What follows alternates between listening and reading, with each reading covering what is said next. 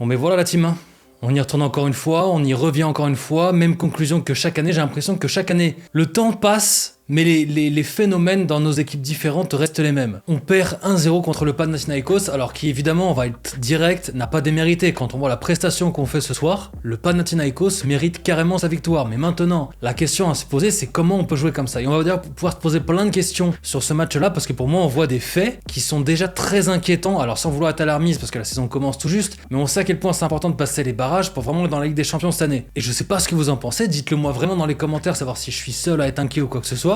Mais de ce que je vois là ce soir maintenant sur le match, je suis vraiment pas rassuré parce que je suis pas rassuré de la part des joueurs, mais même par rapport au coach. J'ai l'impression qu'on revit un parallélisme de Tudor sur l'année dernière parce qu'on voit encore une fois qu'il y a des joueurs qui sont très mauvais et qui devraient sortir très tôt dans le match et qui sortent très tardivement dans le match. Et c'est ce qui fait qu'il y a beaucoup d'accumulation de problèmes, etc., etc. Mais juste avant, je voudrais faire une petite parenthèse sur l'arbitrage. Alors, je voudrais pas qu'on soit un club qui commence à se cacher derrière l'arbitrage dès qu'il y a une défaite ou un truc comme ça, mais c'est vrai que là, sur ce match, c'était quand même hallucinant. Là, on perd Kondogbia qui prend un rouge. Le deuxième jaune, il y a jaune. Voilà, la semelle, elle est directe, il y a jaune. Ça, enfin, en tout cas, c'est pas discutable. Mais sur le premier, les gars, pour moi, le carton jaune, il tombe du ciel, le premier carton jaune. Et globalement, il y a plein d'actions où on a l'impression qu'on se fait défoncer et il y a pas faute. Par contre, nous, le moindre tout petit truc qui sont par terre, ça y est, il y a faute. Donc, je sais pas, est-ce qu'on a juste vraiment pas de chance, on a la poisse du cul ou je sais pas trop ce qui se passe ou quoi. Mais j'ai l'impression que souvent, on a un problème avec l'arbitrage. J'ai l'impression qu'on a souvent de l'arbitrage en notre défaveur. Mais quoi qu'il en soit, la team, faut pas que ce soit une excuse pour se cacher derrière l'arbitrage. Parce que arbitrage correct ou pas, on ne peut pas perdre de cette façon. Moi, je veux bien perdre contre le Panathinaikos, mais si on sort un vrai match, là, on a été absent tout le match, il s'est rien passé. Et le premier joueur dont je veux parler, d'ailleurs, j'en avais parlé dans la vidéo précédente, avec le débrief contre le Bayer Leverkusen, mais Ismail Assar, bon, lui, encore une fois, il est transparent, il court, mais j'ai l'impression que c'est tout ce qu'il fait.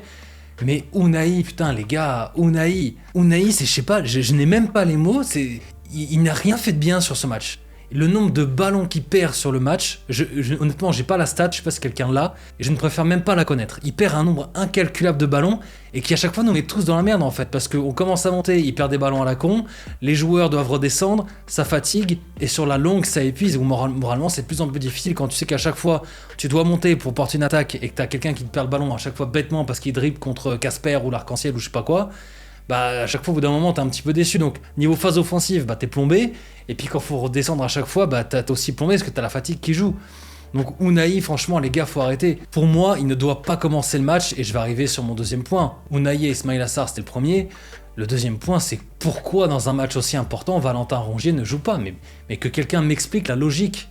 Que quelqu'un m'explique pourquoi Valentin Rongier ne joue pas. Et deuxième chose, pourquoi Valentin Rongier rentre aussi tard. On l'a vu, Verretou, il n'a pas fait un match, enfin en tout cas par rapport aux autres, il n'a pas fait un match horrible de chez horrible, mais il n'a pas été à son niveau premièrement.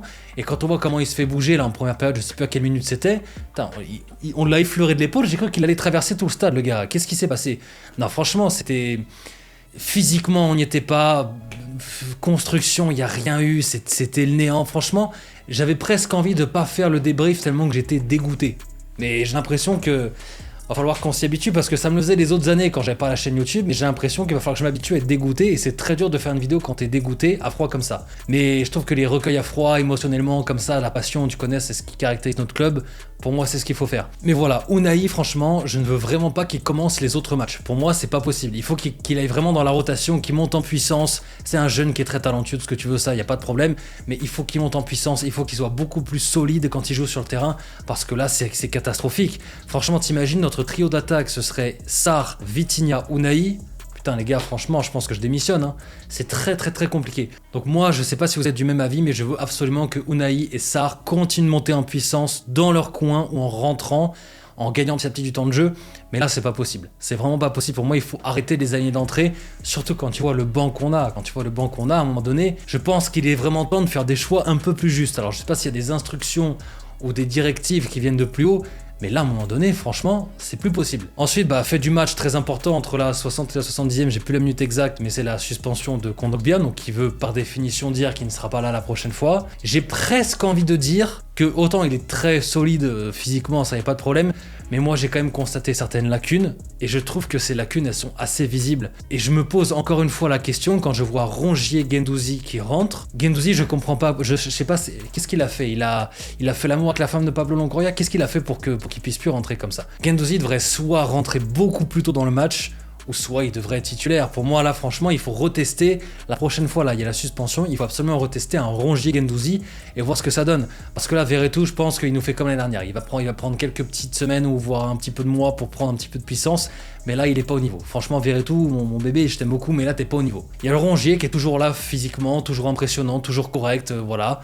Et il y a Guendouzi qui, avec sa hargne, il amène quelque chose. Des fois, Guendouzi va pas être forcément très juste, il va avoir un petit peu, et je trouve que c'est de l'émotion parce que ce gars est très marseillais compliant, encore une fois. Il adhère complètement aux règles de l'OM, ce gars. Et je trouve qu'avec la grinta qu'il a et l'envie, la niaque, pour moi, c'est quelqu'un qui peut porter l'équipe. C'est-à-dire que même s'il va pas faire un bon match, je pense qu'avec sa hargne, il peut aussi pousser les autres. Et quand tu regardes l'année dernière, c'est marrant, mais ce qui nous a. La fin de saison, on s'est quand même grave chié dessus, et j'ai l'impression que ça coïncide beaucoup avec quand Guendouzi était en retrait. Donc voilà, type, franchement, non, je suis dégoûté parce qu'on s'était tous dit contre Panathinaikos, ça devrait être sur le papier une formalité. Mais encore une fois, là où ça devrait être une simple formalité, sur le papier, on a une équipe qui est super séduisante, on se dit, il n'y aura plus qu'à, mais j'ai l'impression que à chaque fois avec nous, on s'auto-tue, on se saborde.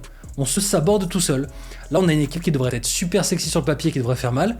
Et ben, on a l'impression que des chèvres peuvent nous bouffer, les gars. Moi, ça me rend fou de voir ça. Ensuite, petit mot sur Aubameyang. Bah, encore une fois, je sais pas si vous l'avez vu pendant le match. Je l'ai vu faire 2-3 courses, mais il est trop discret. Mais il est trop discret aussi. Pourquoi ? Le pauvre. Il est trop discret, bah parce qu'à gauche et à droite, tu as deux clampins qui, désolé pour moi, je les aime énormément. Mais je les nomme clampins parce que pour moi, ils nous flinguent le match, ces deux-là. Parce que même si la construction, elle est quand même vachement bateau, si t'as deux mecs à droite et à gauche qui sont un peu plus percussifs, qui vont un petit peu plus devant, qui sont beaucoup plus justes, surtout qui perdent moins de ballons, peut-être qu'on marque un but en première, peut-être que sur une contre-attaque, on marque un but, peut-être qu'on construit un peu mieux, et peut-être qu'on a beaucoup plus de confiance, qu'on prend pas ce but de merde, et peut-être qu'on les éclate au final, le Panathinaikos. Mais là, non. Donc Aubameyang, transparent, mais certainement à cause aussi de ce qu'il y a sur les côtés. Ensuite, Kondogbia, on a vu, rouge. Et puis là, mais en même temps, voilà, Verretou, pas très juste. Et puis la défense, alors je suis très surpris, mais Balerdi m'a presque agréablement surpris. Bon, comme d'habitude, quand on prend un but, il est toujours fautif. Mais je pense qu'on aurait quand même pu prendre d'autres buts. Il s'est montré quand même assez intéressant défensivement. Je trouvais qu'il avait quand même un petit peu d'impact, qu'il rentrait dedans. Par rapport à l'année dernière, il y avait quand même du mieux. Donc on va voir. Je veux pas trop crier victoire trop vite parce que ce gars-là, pour moi, l'année dernière, je ne voulais plus le voir.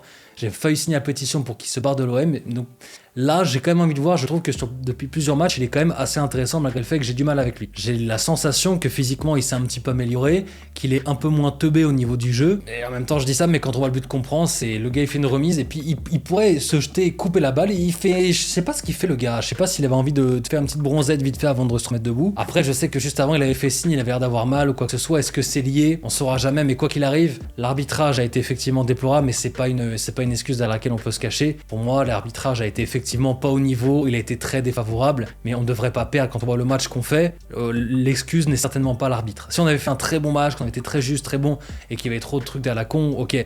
Là, le Panathinaikos mérite de gagner, mais je vais même te dire, je pense qu'ils auraient mérité de gagner avec une différence de but plus profonde encore. Et ça me fait chier de dire ça parce que ça me fait chier de dire ça. Et puis dernier point pour clôturer cette vidéo, c'est Marcelinho. Alors Marcelinho, je le connais pas beaucoup plus que ça. Il y en a plein qui disaient ouais en Espagne, il était très respecté, ceci, cela. Moi j'avoue, je le connaissais pas du tout avant qu'il arrive à l'OM.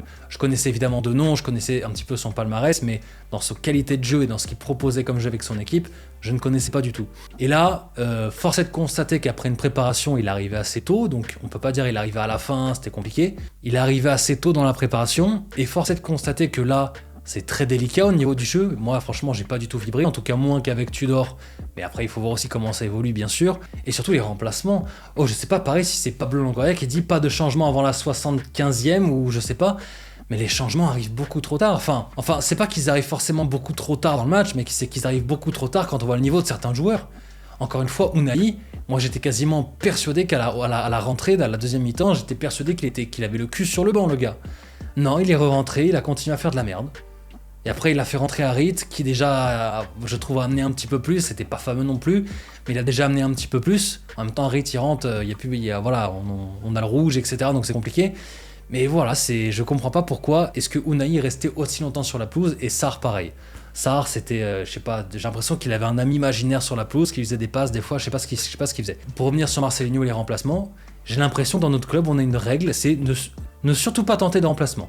Voilà, on joue mal. On a des joueurs qui sont mauvais sur ce match, laissons-les le plus longtemps possible. Mais quel est le but de faire ça, les gars ? C'est quoi le but de faire ça?